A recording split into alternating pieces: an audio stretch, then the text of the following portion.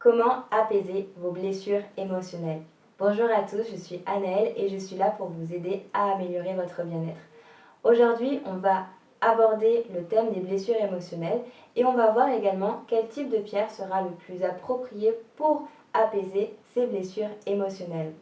Alors installez-vous confortablement et c'est parti!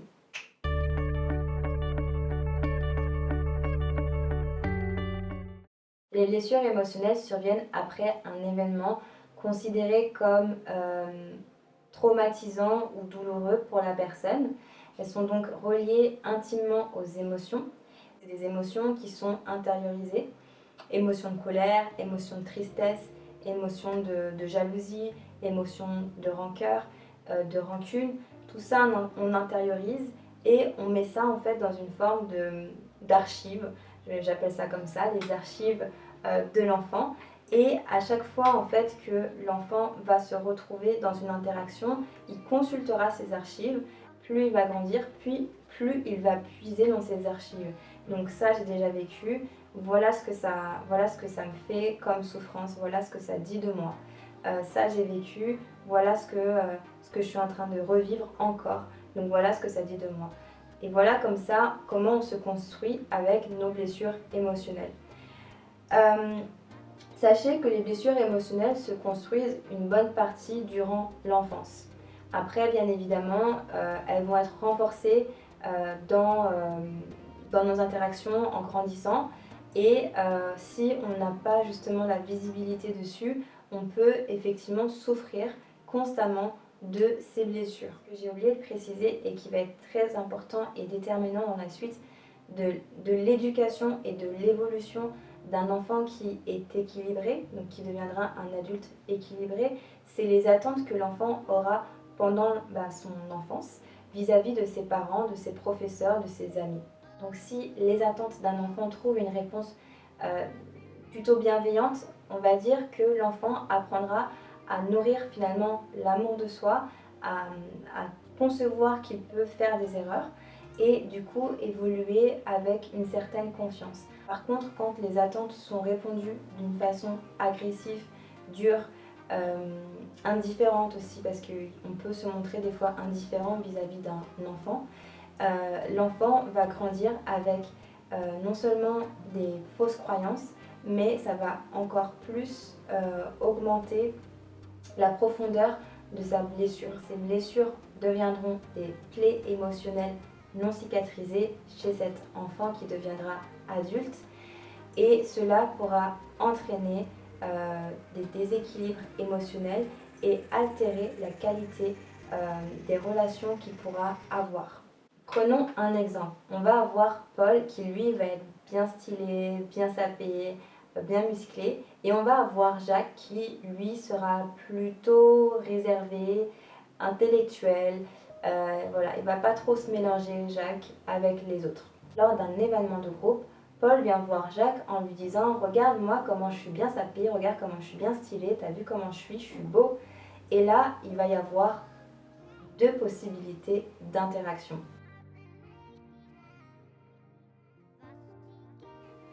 En fait, les blessures émotionnelles, ce sont comme des perceptions.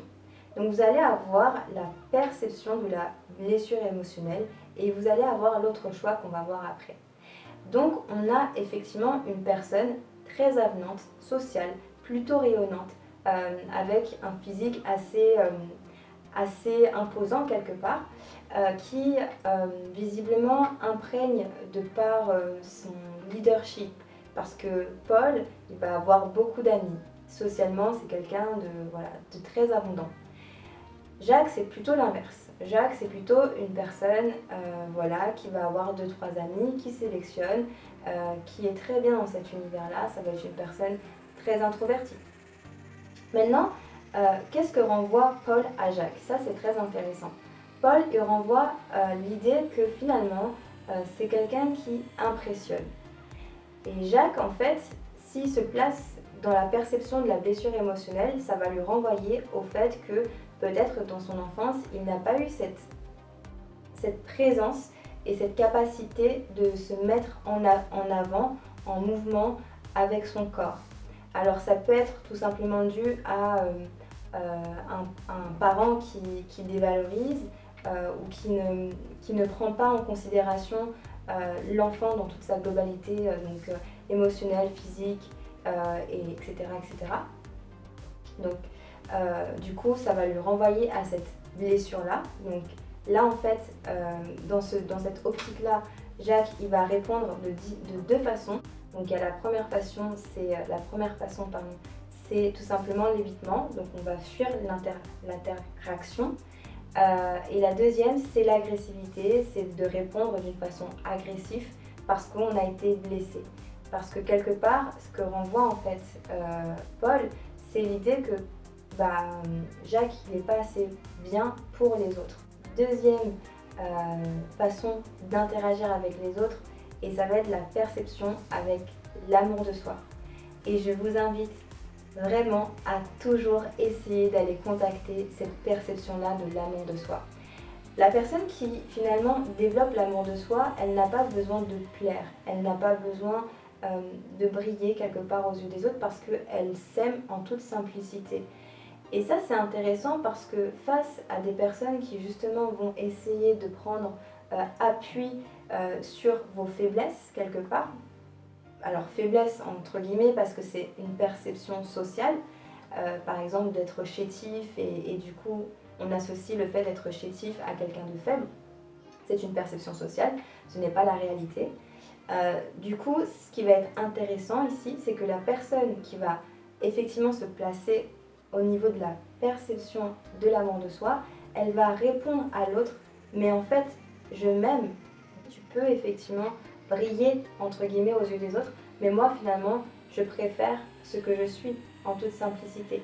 Et là, dans ce cas-là, la personne qui utilise la deuxième perception, elle va plutôt interagir en disant tu sais, c'est cool que tu t'aimes. Voilà, tout simplement. Elle ne va pas chercher à rentrer dans des justifications, elle va juste faire finalement renvoyer l'énergie à son interlocuteur. Pour revenir à notre cas pratique avec Paul et Jacques, quand on revient sur la deuxième possibilité de perception, donc l'amour de soi, sachez qu'en se positionnant en fait dans l'amour de soi, on peut renvoyer quelque part la blessure à traiter chez l'autre. Donc ce qui est impressionnant avec les blessures émotionnelles, c'est qu'elles vont dépendre de la qualité de présence que vous allez avoir avec vous-même. Ça veut dire que si vous êtes en interaction, c'est vachement important de savoir ce qui se passe intérieurement. Donc si, je ne sais pas, on reprend notre ami Paul, il est en train de vous critiquer, voyez ce que ça génère en vous intérieurement. Est-ce que vous êtes à l'aise avec ça ou pas du tout? Comprendre finalement ce qui se passe à l'intérieur permet de mieux se positionner vis-à-vis de ses blessures et du coup de se responsabiliser. Et ouais les amis, c'est aussi une des clés de guérison les plus puissantes puisque cela vous permettra de mieux gérer vos blessures et d'en apprendre davantage sur comment vous allez pouvoir interagir avec amour, avec partage et plus de spontanéité. Si vous avez bien suivi mon raisonnement, pour apaiser vos blessures, il vous faudra reconnaître celles-ci, ensuite revenir à l'intérieur de soi, être présent à chaque interaction et utiliser la perception de l'amour de soi.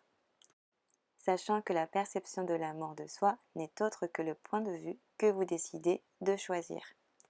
On va maintenant passer aux pierres qui vont vous aider justement à travailler sur vos blessures émotionnelles.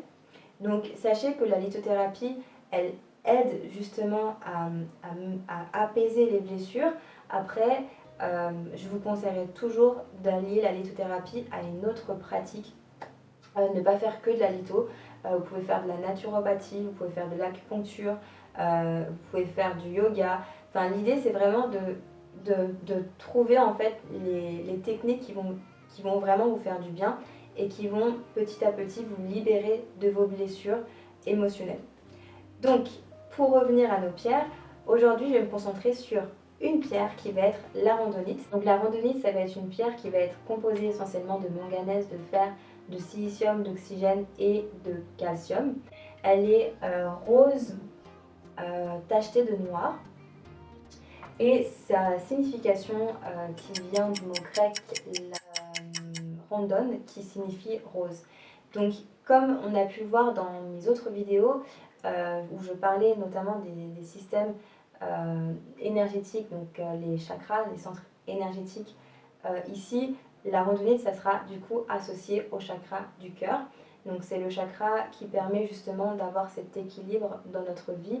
C'est aussi ce chakra-là, quand il est équilibré, qui nous permet d'avoir des bonnes interactions, d'avoir un amour qui est équilibré. On va aussi contacter l'empathie. Donc quand il est déséquilibré, en général, on est soit dans un état dépressif, soit sinon ça peut être tout simplement des sautes d'humeur, d'autres mots aussi, parce qu'on peut avoir un manque d'ancrage quand ce chakra-là est déséquilibré. Mais pour revenir, pour les personnes qui ne connaissent rien du tout au centre énergétique, pour revenir vraiment à l'essentiel, la randonnite, elle va vous aider à travailler sur le pardon. Donc les personnes qui ont du mal à lâcher prise, les personnes aussi qui ont une forme de rancune par rapport au passé, les personnes qui parlent beaucoup avec la blessure d'injustice notamment, c'est une pierre qu'on va pouvoir utiliser pour apporter justement une forme d'autonomie affective. Alors on peut l'associer au quartz rose pour apporter un peu plus d'amour relié à l'aspect maternel. Mais généralement, quand on utilise la randonnite, elle apporte justement cette stabilité émotionnelle. Elle permet de prendre un peu plus de responsabilité. Elle va vraiment vous accompagner en tout cas à cela. Et je dirais que c'est une pierre aussi qui permet petit à petit de revenir à son moment présent.